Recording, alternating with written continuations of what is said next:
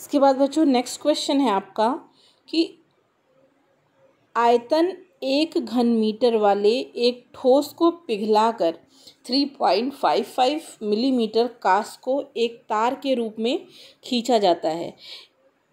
इस बने तार की लंबाई ज्ञात कीजिए। जैसे मान लीजिए आपके पास डस्टर होता है ना, स्कूल का डस्टर देखे हैं, ठीक है, उतना आयतन का, उतने घन मीटर आयतन वाला हमारे पास एक ठोस धातु है। वो लकड़ी का होता है डस्टर, आप किसी मेटल को इमेजिन कर लीजिए, लोहा या कोई भी मेटल इमेजिन कर लीजिए, ठीक है। उसको जब पिघलाया जाता है तो 3.5, ये मिलीलीटर लिखा है, मिलीमीटर होगा, ठीक है, 3.5 मिलीमीटर कांच का, ठीक है,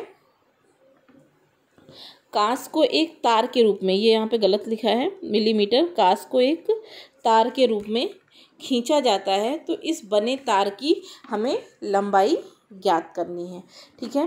कह क्या रहे हैं, मान लीजिए एक हमारे पास घन के आकार का, घनाभ की बात नहीं हो रही है, घन की बात हो रही है, तो हम लोग घन बनाएंगे, ठीक है। एक ये मान लीजिए हमारे पास एक क्यूब का ठोस मेटल है, ठीक है, मेटल की कोई वस्तु है या ठोस धातु है। अब इसको अगर हम पिघलाते हैं, मान लीजिए लोहा है, इसको अगर हम पिघलाते हैं तो पिघलाने के बाद 3.5 मिलीमीटर कांच को एक तार के रूप में खींचा जाता है, ठीक है।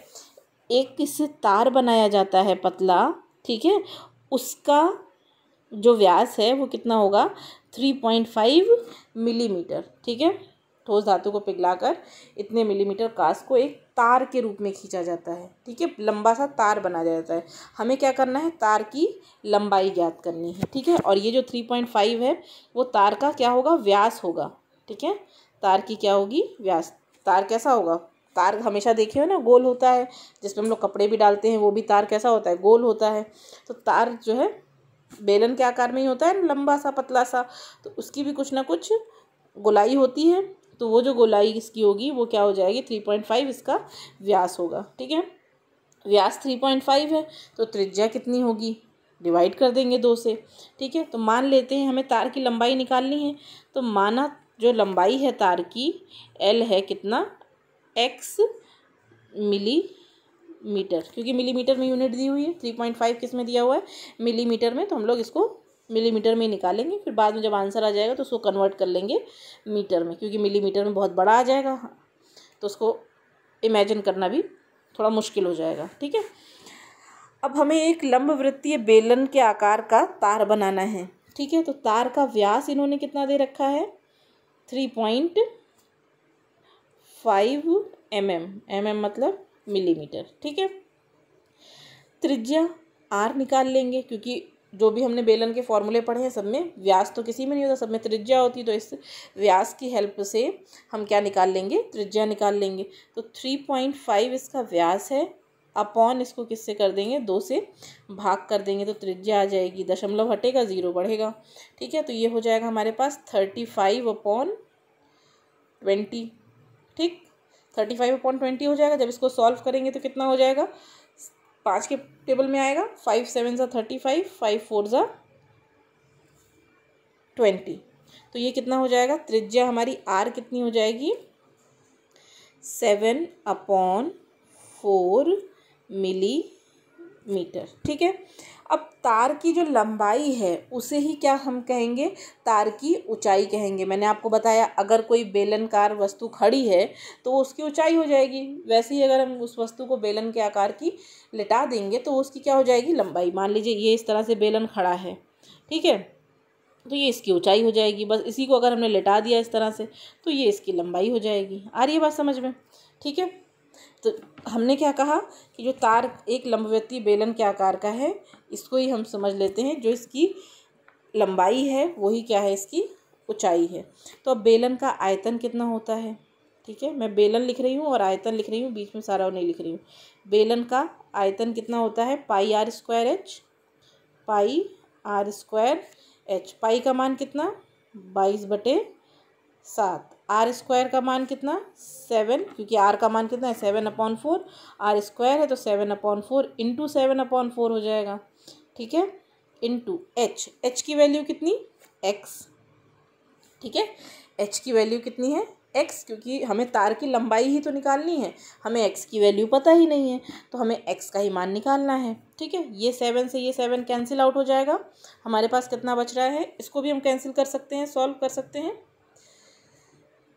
चलिए हम अभी इसको कैंसिल करके सॉल्व नहीं कर रहे हैं, अभी इसको हम एज इट इज़ यही रहने देते हैं, आगे सॉल्व करते हैं इसको, ठीक है। अच्छा, ये आएगा किस में, क्योंकि आयतन है, मैंने आपको बताया था कि आयतन का मात्रक क्या होता है, क्यूब में होता है, और इसकी यूनिट कितनी है, मिलीमीटर, तो यहाँ पे हो जाएगा मिलीमीटर क्यूब। जगह नहीं है, मैं यहाँ से लिख रही हूँ, आप समझ लीजिएगा, मिलीमीटर क्यूब हो जाएगा, ठीक है।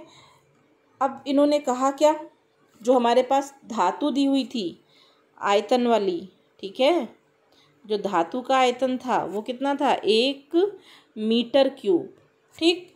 अब जो हमने बेलन का आयतन निकाला वो कितना आया, बेलन का आयतन कितना आया, volume 22/7 into 7/4 into 7/4 into h की जगह पे x था, और ये मिलीमीटर क्यूब, ये मिलीमीटर में और आयतन किस में, मीटर में।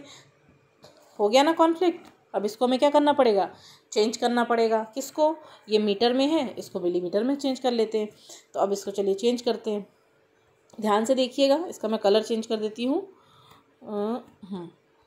1 मिलीमीटर में, 1 मीटर में बच्चों होता है 1000 मिलीमीटर, ठीक है। ये याद रखिएगा, 1 मीटर में कितना होता है, 1000 मिलीमीटर।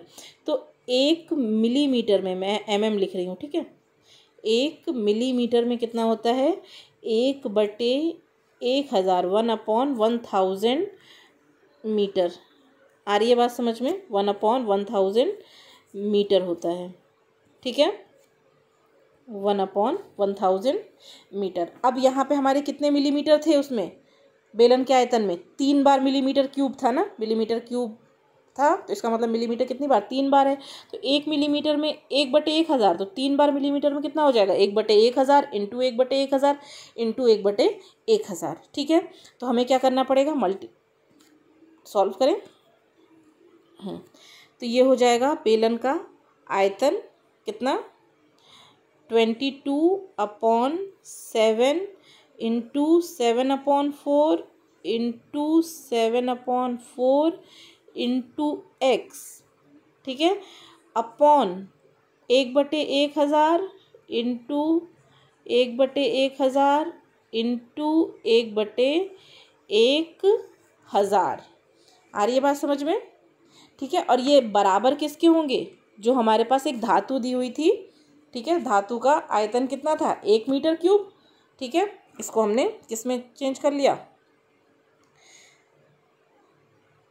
एक इधर बराबर में कितना हमारे पास आ जाएगा, 1 आ जाएगा। अब ये 1 कैसे आया बच्चों, इसको ध्यान से देखिएगा कि आपके पास एक तरफ क्या है, बेलन का आयतन, ठीक है, दूसरी तरफ क्या है, धातु का आयतन। इसको आपको लिखना नहीं है, ये आपका रफ काम है, मैं समझाने के लिए कर रही हूँ।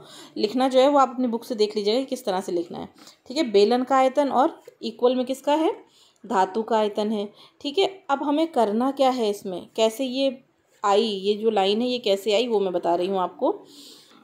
बेलन का आयतन कितना था, 22/7 इंटू 7/4 इंटू 7/4 इंटू x, ठीक है, बराबर वो जो धातु थी उसका आयतन कितना था, 1 क्या, ये 1 मिनट रुक जाइएगा, ये मिलीमीटर क्यूब इसकी यूनिट थी, ठीक है। और बगल में जो जिस धातु से वो तार बना था उसका कितना था, 1 मीटर क्यूब, ठीक है। तो जब हम इसको सॉल्व करेंगे बच्चों, तो 1 मीटर बराबर मैंने आपको बताया कितना होता है, 1000 मिलीमीटर mm होता है, ठीक है। 1 मीटर बराबर 1000 मिलीमीटर होता है, तो यहाँ पे 1 मीटर है, ठीक है।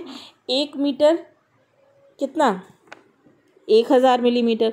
तो यहाँ पे मीटर कितने हैं, क्यूब में हैं, तो कितनी बार 1000 आएगा, 3 बार आएगा। ठीक है, तो यहाँ पे हो जाएगा 22/7 इंटू 7/4 इंटू 7/4 इंटू, क्योंकि हम मिलीमीटर में चेंज कर रहे हैं तो इसमें कोई चेंजेस नहीं होगा।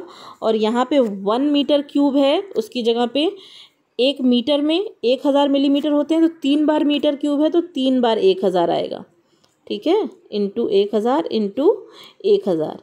अब ये जो 1000 हैं ये इधर मल्टीप्लाई में है, एक्स की तरफ आएंगे तो सब डिवाइड में हो जाएंगे, जो हमने वो वाली लाइन लिखी थी। ठीक है, और इधर कितना बचेगा, 1 बचेगा। आ गई बात समझ में। ये जो 1000 हैं 3 बार, ये सब उठ के किधर आ जाएंगे, इधर मल्टीप्लाई में है, इधर आके राइट हैंड साइड में मल्टीप्लाई में है, लेफ्ट हैंड साइड में आके डिवाइड में हो जाएंगे। ये वही वाली लाइन है जो मैंने पहले लिखी थी। ठीक है, डायरेक्ट लिख दिया था तो आपको समझ में नहीं आया होगा, इसलिए लिखा 22/7 into 7/4 into 7/4 into x upon, अब देखिए उधर से 1000 थे तो 1000 को तीनों बार हम यहाँ ले आए, तो 1000 में कितने, 3 बार 1000 में कितने ज़ीरो होंगे, 9 ज़ीरो। तो मैं डायरेक्टली यहाँ पे 9 ज़ीरो ही लिख रही हूँ। ठीक है, 9 ज़ीरो हो गए बराबर 1 हो गया।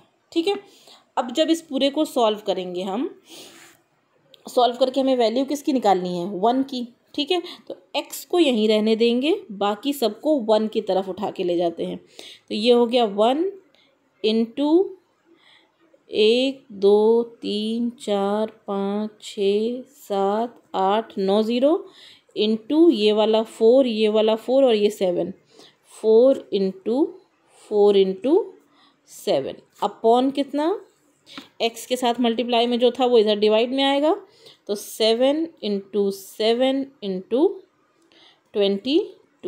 जब इसको सॉल्व करेंगे तो ये 7 से 7 कैंसिल आउट हो जाएगा, इसको कट करेंगे तो यहाँ पे 2 होगा और यहाँ 11 आ जाएगा।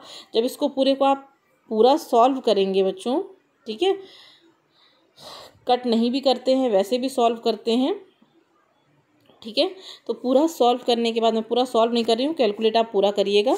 ठीक है, आपके पास आ जाएगा 16 और इसके बाद 9 ज़ीरो आ जाएंगे। ठीक है, 7 से 7 मान लीजिए कैंसिल हो गया था, और 22 और 7 को हमने नहीं कट किया, 4 को, तो कितना हो जाएगा हमारे पास 16 इंटू 1 2 3 4 5 6 7 8 9 ज़ीरो अपॉन कितना 154, किस में, मिलीमीटर में। तार की लंबाई कितनी हो जाएगी, इतना मिलीमीटर। अब इसको हमें मीटर में कन्वर्ट करना है, तो मीटर में कन्वर्ट करने के लिए क्या करेंगे, बताया आपको, 1 मीटर में 1 मीटर में कितना होते हैं 1000 मिलीमीटर, और 1 मिलीमीटर में कितने 1000 मीटर। ठीक है, तो ये हो गया हमारा L और 1 6 3 3 6 और 3 9 ज़ीरो, क्योंकि ये सिर्फ सिंगल मिलीमीटर है, और 1 मिलीमीटर में कितने होते हैं 1/1000, तो यहाँ पे 1000 से हम मल्टीप्लाई करेंगे। क्यों यहाँ पे सिर्फ 1 मिलीमीटर बचा, क्योंकि यहाँ पे कितनी है, लंबाई निकाल रहे हैं हम लोग, और पहले ही वहाँ पे कन्वर्ट कर चुके थे। ये सारे इतने सारे ज़ीरो कैसे आए थे, वो कन्वर्ट करके ही आए थे, और लंबाई का मात्रक सिर्फ किस में होता है, सिंगल यूनिट होती है। ठीक है, तो ये 3 ज़ीरो कैंसिल आउट हो जाएंगे, और यहाँ पे 154 है। ठीक है, अब हमारे पास कितना बचेगा, L 16 1 2 3 4 5 6 ज़ीरो अपॉन 154। जब इसको आप डिवाइड करेंगे तो लगभग ये मीटर में है। ठीक है, तार की लंबाई कितनी आएगी 1038996 मीटर अप्रॉक्स आएगी। ठीक है, मीटर लगभग आएगी। आ रही है बात समझ में। इसको सॉल्व करिएगा, मैंने कैलकुलेशन नहीं किया है, कैलकुलेशन आप खुद करिएगा। अगर कोई डाउट हो तो मुझसे फिर पूछ लीजिएगा। ठीक है, यहाँ पे आपका बच्चों सिलेंडर ख़त्म हो गया है। सिलेंडर के बाद इसमें आपका 2 और टॉपिक बचे हैं, कोन और गोला। गोला मैं आपको पढ़ा चुकी हूँ, स्फेयर। कोन का बताना है, कोन मैं भी और बना देती हूँ वीडियोस।